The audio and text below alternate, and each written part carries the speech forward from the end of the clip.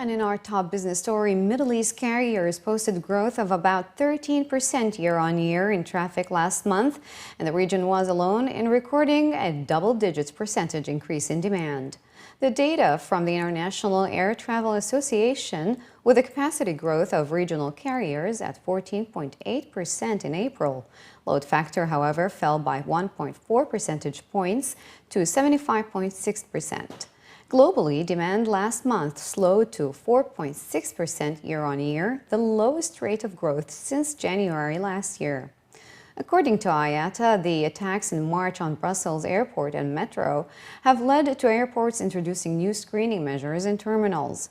These incidents have also weighed on April's figures, with IATA estimating that without them, demand growth would have been about 5%. For European airlines, demand rose by only 1.8% annually last month, down from 6% growth recorded in March. As an estimated 75% of all UAE transactions are still done in cash, senior executives from banks and retailers attending the 17th Cards and Payments Middle East exhibition discuss how future digital payments will transform the way businesses connect with consumers. During the opening remarks on the future of digital payments, experts in the payment industry stated that as consumers migrate towards tech payments to make their transactions, banks and other financial institutions need to find a way to stay relevant and upgrade their services to meet the demands of the 21st century consumers. Revealing that the financial technology sector worldwide grew by 75%, or $9.6 billion last year, officials stressed that future purchases will be dominated by connected devices, providing seamless transactions while also anticipating customers' needs and saving time. Also displayed at the exhibition was the NCR Interactive Teller, which enables banks to offer their customers the benefit of both self-service video banking and the branch experience. Officials stated that the remote transaction processing technology will offer customers the choice of self-service while also enabling them to connect with a remote teller. If banks do not take advantage of that now, they will be disintermediated, which is my biggest fear, right? I mean, we look at China Merchants Bank, which I gave as an example, and their CEO was saying that he sat through a presentation, and when they talked about the future of payments, they just talked about Samsung, Apple, Google, Square, Uber, etc., and nobody mentioned a bank there. And that created a fear for him because he said, is this something where we get disintermediated in the process? So I think more and more banks are going to start to leverage technology because technology is going to be the core driver of a payment going into the future. In particular, the kind of pioneering technology we see coming to the fore.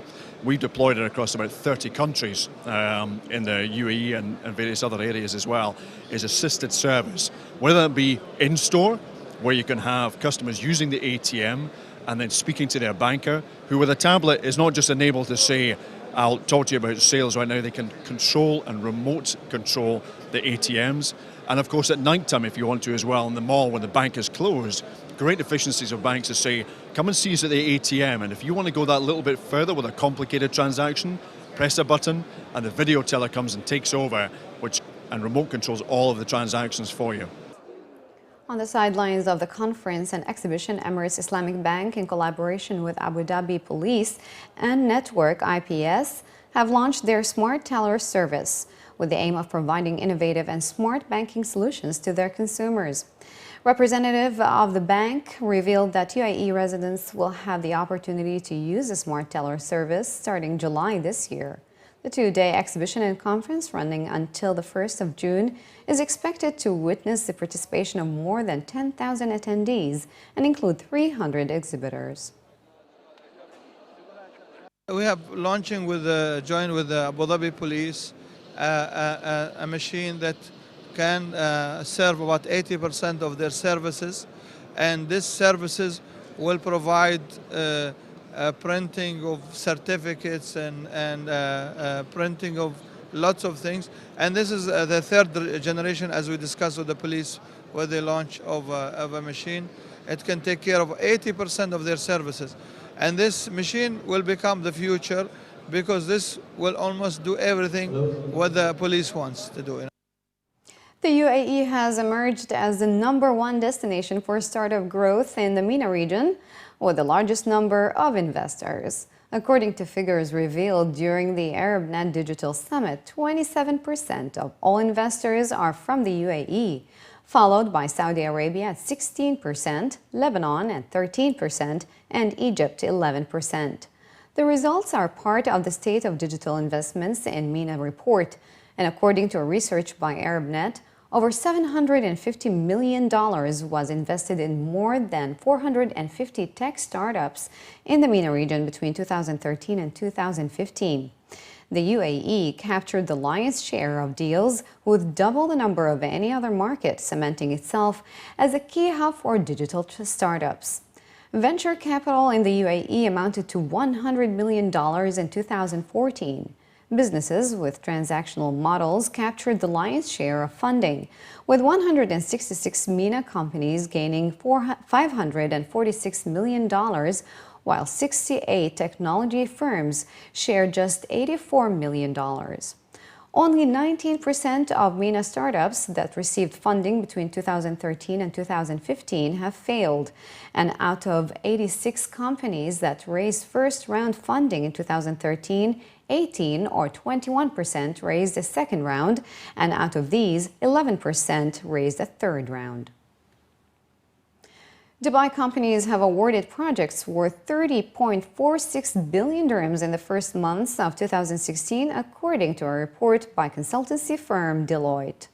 It is the annual publication the GCC Powers of Construction. The consultancy said that the largest project awarded was the Royal Atlantis on Palm Jumeirah, followed by the first tower at the Dubai Creek Harbor development and the Palm Gateway Towers, which are a 3-tower residential complex. It also noted that major building schemes, including the Burj 2020 development, a district that will include one of the world's tallest commercial towers, and the Route 2020 Metro link being developed by the RTA, which will link the existing Red Line to the Expo site. In Abu Dhabi, some schemes that could be awarded this year include the second phase of the National Railway Network by Etihad Rail and the Sheikh Khalifa Medical City, which is budgeted at 5.5 billion dirhams. The report states that the total of projects awarded in 2015 across the GCC countries amounted to 605 billion dirhams, which the firm described as a good year when considering the historical trends.